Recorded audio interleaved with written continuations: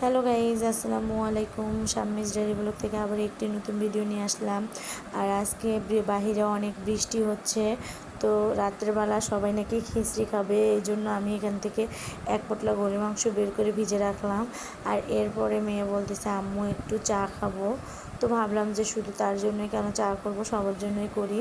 তো এখানে আমি দুধ চা তৈরি করে নিচ্ছি। আর আমি কিন্তু দুধ চাতে বরাবরই একটু সাদা এলাচ দিয়ে থাকি আর ডালচিনি দিয়ে থাকি, কারণ আমার এই ঘ্রাণটা অনেক ভালো লাগে। আর এখানে আমার চাটাও হয়ে যাচ্ছে। আর এই চাটা কী দিয়ে খাবে, এরা তো খালিও খাবে না, এদের জন্য আবার আমি মুড়ি নিয়ে আসলাম, কারণ মুড়ি দিয়ে কিন্তু উত্তরবঙ্গের মানুষ বরাবরই চা খেয়ে থাকে।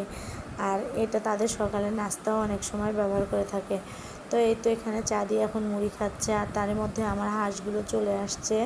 আর হাঁসের খাদ্য আজকে কম ছিল, অনেকগুলো হাঁস, এদেরকে খাইতে দিতে গেলেই মুশকিলে পড়ে যায়।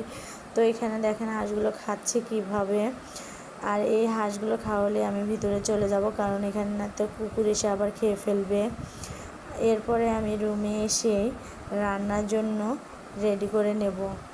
তো আজকে তো আমি রান্না খিচুড়িই করব, আর কিচ্ছু করব না। আর গরু মাংসটা কষানোর জন্য আমি এখানে সব কিছু রেডি করে রাখছি। আর এখন চাল আর ডালটা ধুয়ে নেব ভালো করে। আর আমি কিন্তু বরাবরই খিচুড়ির মধ্যে ডাল একটু বেশি দিয়েই থাকি, হয়তো বা অনেকেই আপনারা বিভিন্ন প্রকারের ডাল ব্যবহার করে থাকেন।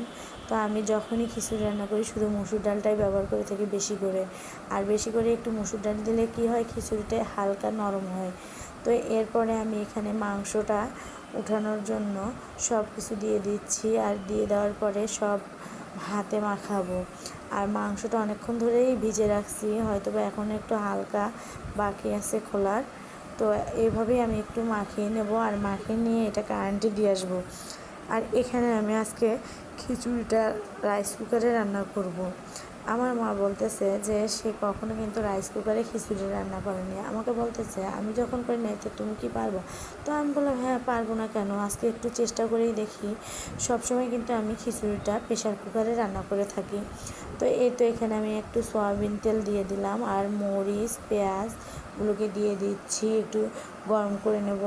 আর এরপরে আমি এখানে চালটা দিয়ে দেবো। আর চালটার মধ্যে আমার সব কিছু দেওয়া ছিল, আদা রসুন জিরে বাটা, হলুদের গুঁড়া মরিচের গুঁড়া ও লবণ। আর এরপরে আমি এখন চালটাকে একটু ভাজবো। তো চেষ্টা করে দেখলাম, ওখানে হচ্ছে না। এরপরে আমি নিচে নামিয়ে আবারও মাখাচ্ছি চামচ দিয়ে। আর মাখিয়ে নেওয়ার পরে আমি এখন এটাতে হালকা পরিমাণের পানি দিয়ে দেবো।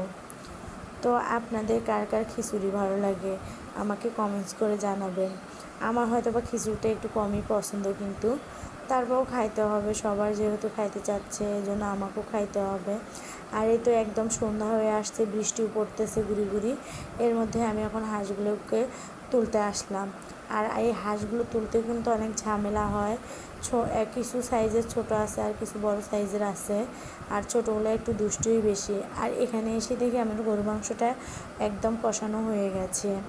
আর এই গরু মাংসগুলো আমি কিন্তু এক পিসও রাখবো না, সবটুকুই দিয়ে দেবো খিচুড়ির মধ্যে। আর খিচুড়িতে বেশি করে মাংস না দিলে মজা লাগে না। আর যদি খিচুড়িটা এমনিতেও রান্না করেন বা একটু চর্বি দিয়ে রান্না করেন তাহলেও কিন্তু মজা হয়। তো এখন আমি এর মধ্যে পুরো মাংসগুলোই দিয়ে দেবো, আর দিয়ে নাড়াচাড়া করে দেবো। আর আমি কিন্তু কখনোই রাইস কুকারে রান্না করিনি, এই প্রথম আমি রাইস কুকারে খিচুড়ি রান্না করতেছি। তো আমি কিন্তু এখানে 2 থেকে 3 বার পানি দিয়ে দিয়েছিলাম। আপনারা সবাই ভালো থাকবেন, আল্লাহ হাফেজ।